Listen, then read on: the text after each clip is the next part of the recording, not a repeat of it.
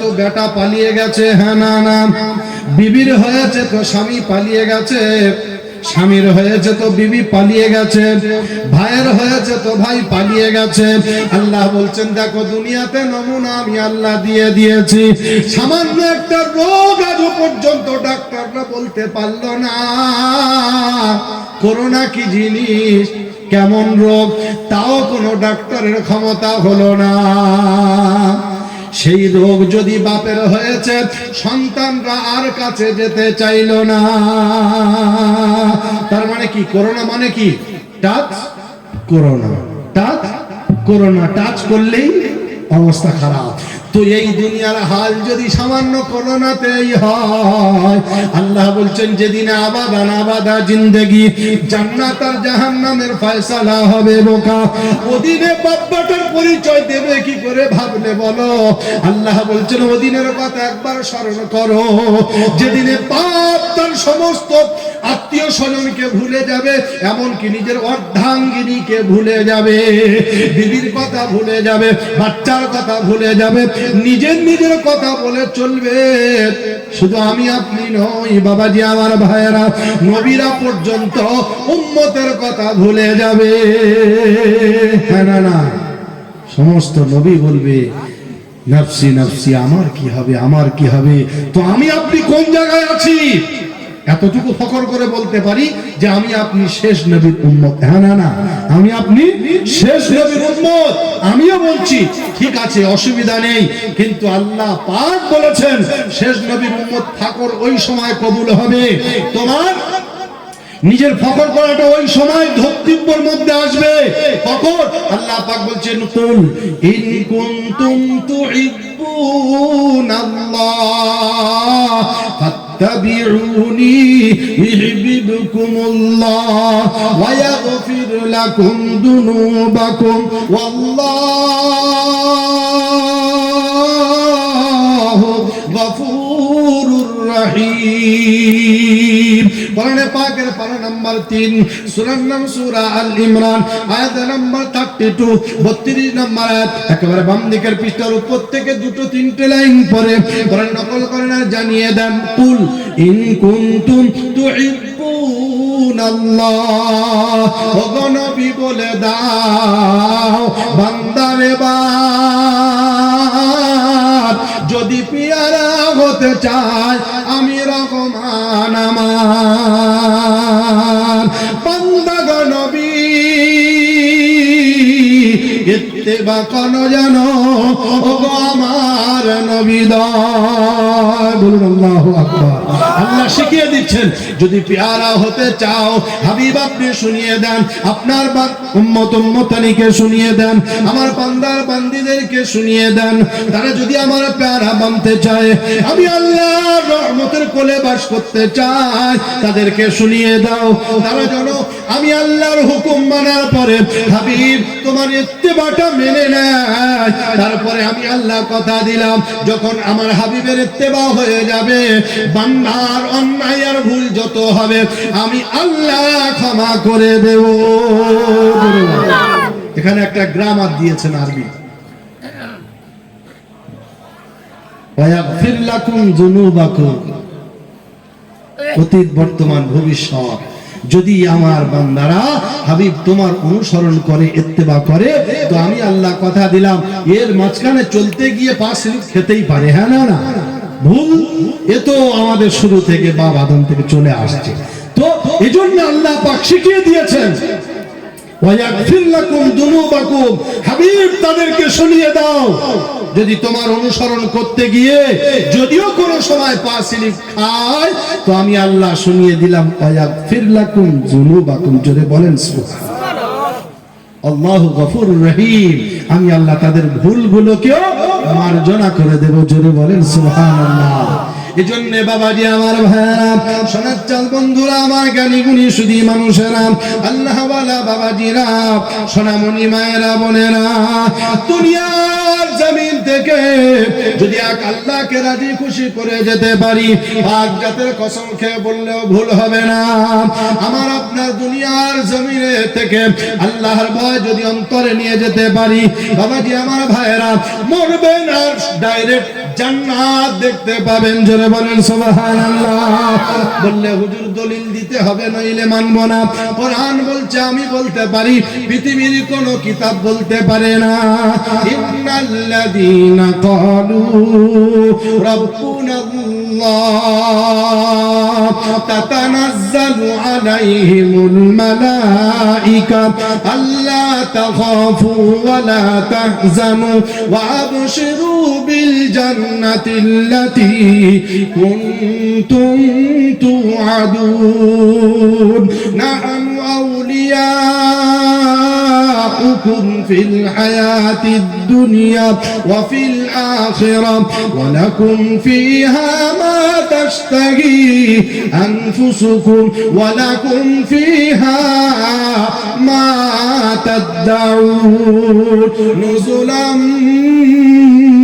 মিন গফুরির রহিম। কোরআনে পাকের পারা নাম্বার 24, সূরার নাম সূরা জুমার, আয়াত নাম্বার 31, একেবারে 31 নম্বর আয়াত।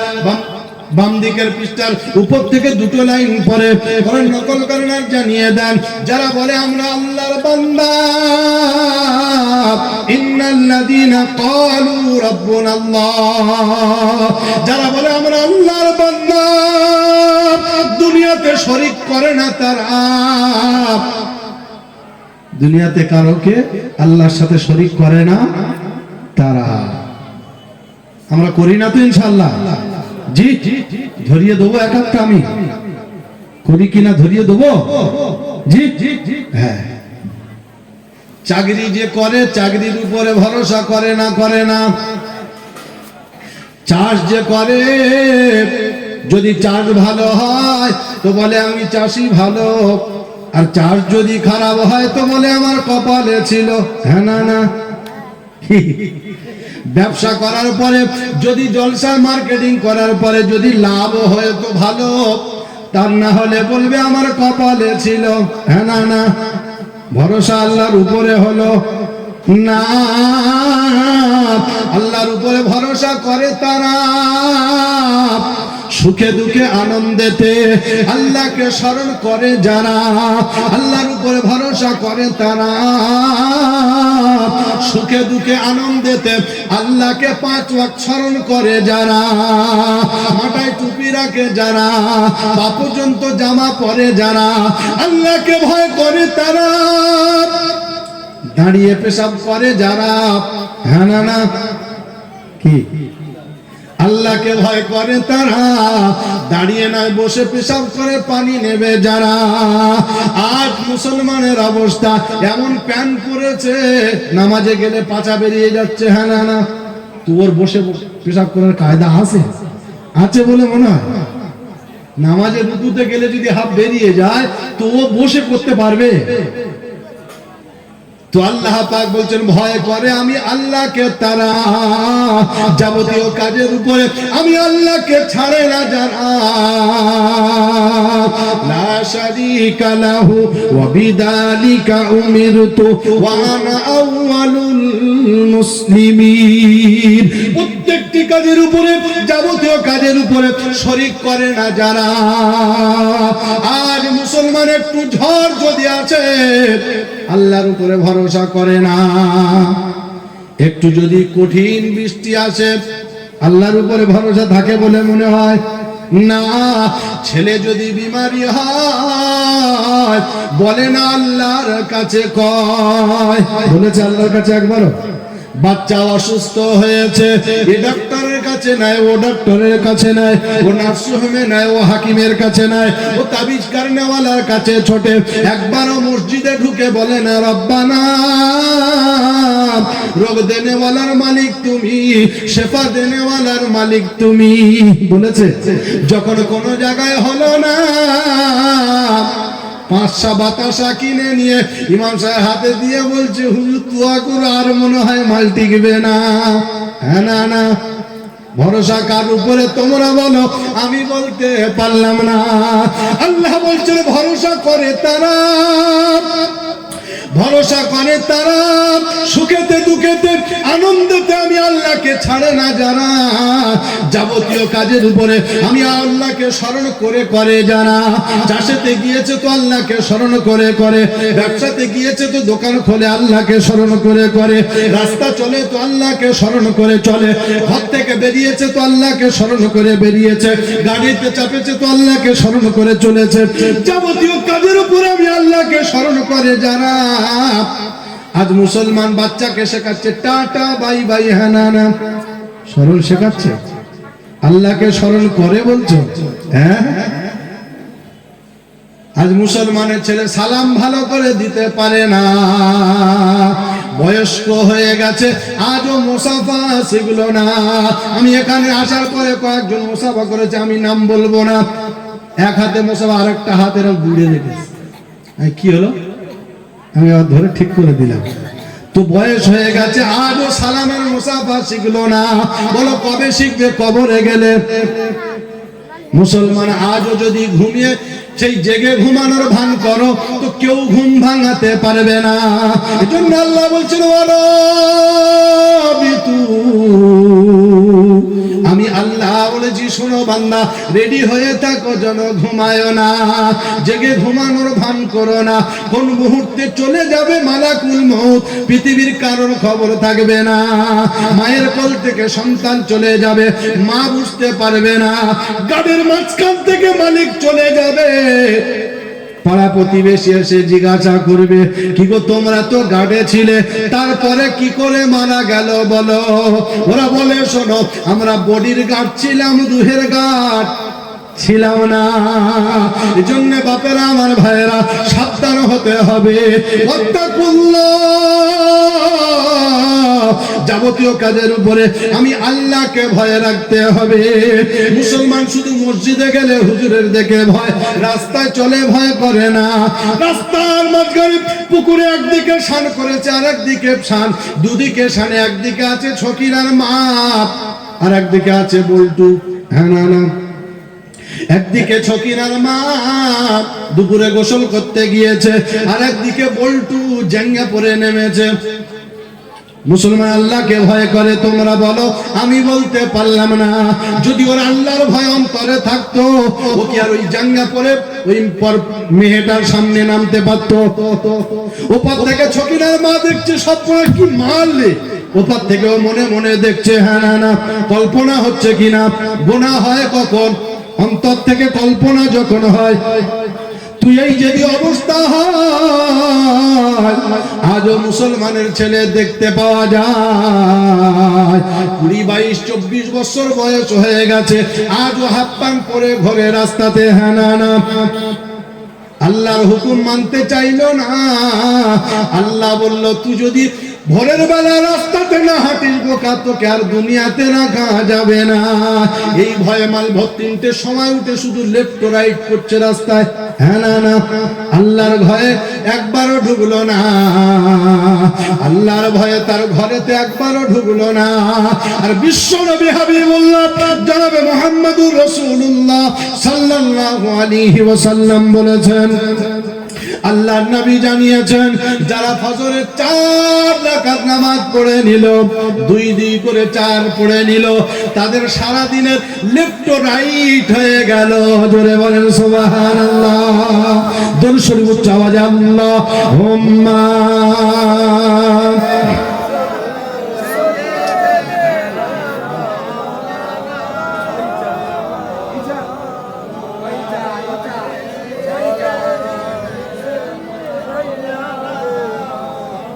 আল্লাহ তুমি দয়ার সাগর,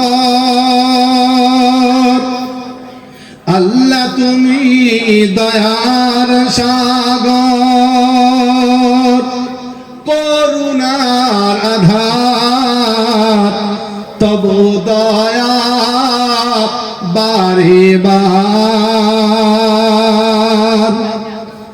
আল্লাহ তুমি দয়ার সাগর, করুণার আধার, তব দয়া বারে বার। জীবের প্রতি দয়া তোমার অসীম অপার,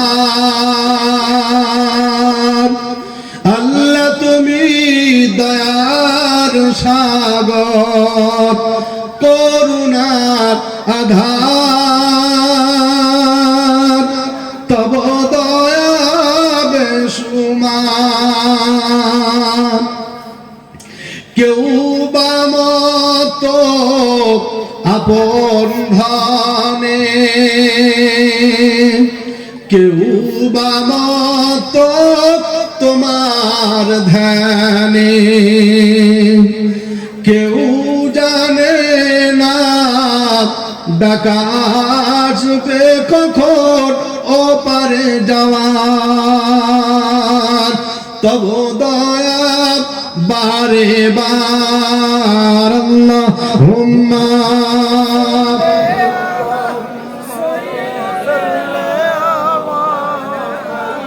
ওয়া আলা আলি সাইয়্যিদিনা।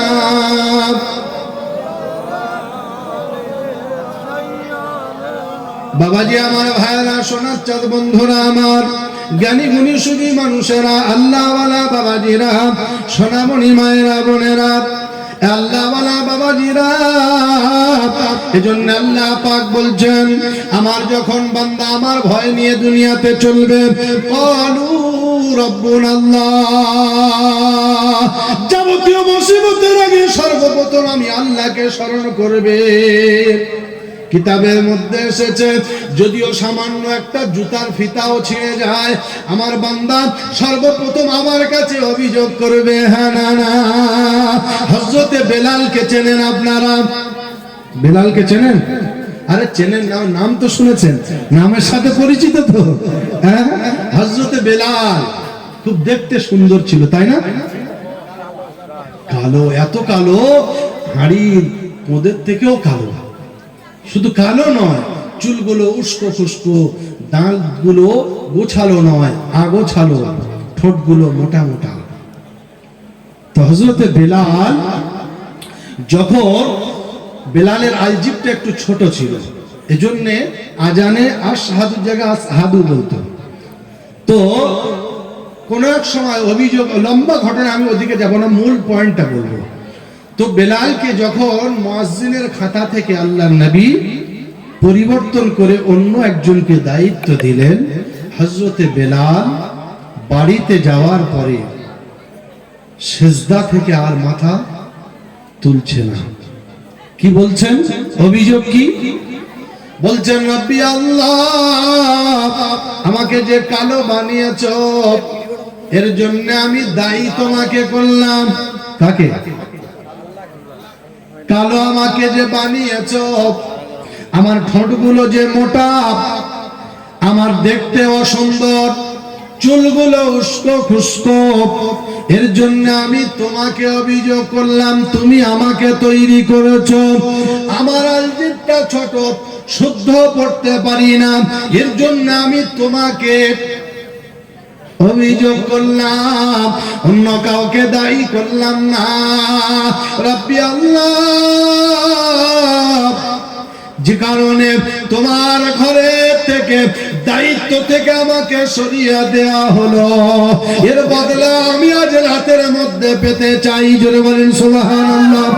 আল্লাহ পাক বলেন, বেলাল দেরি করো না, দেরি করো না, তোমাকে আবার পুনরায় আমার ঘরে আনায়ন করব বেলাল, অসুবিধা হবে না। আল্লাহ পাক জিবরাইলকে ডেকে বললেন, চলে যাও, আর দেরি করো না, জিবরাইল চলে যাও, আজ রাতটাকে লম্বা করে দাও। ফজরের আজান হয়ে গেল, তবুও সকাল হচ্ছে না। গজলে শুনেছেন আপনারা?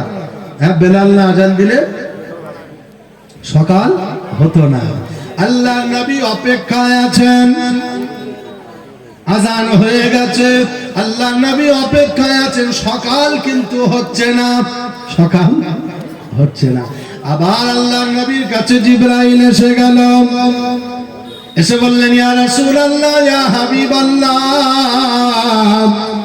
বেলালকে পুনরায় আবার মুয়াজ্জিনের দায়িত্ব ভার দিতে হবে, এটাই আল্লাহর ঘোষণা। জোরে বলেন সুবহানাল্লাহ।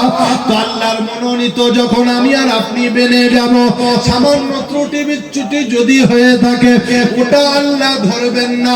ওয়া ইয়াগফির লাকুম যুনুবাকুম, আল্লাহ তো ক্ষমা করার ওয়াদা করেছে। জোরে বলেন সুবহানাল্লাহ। আল্লাহ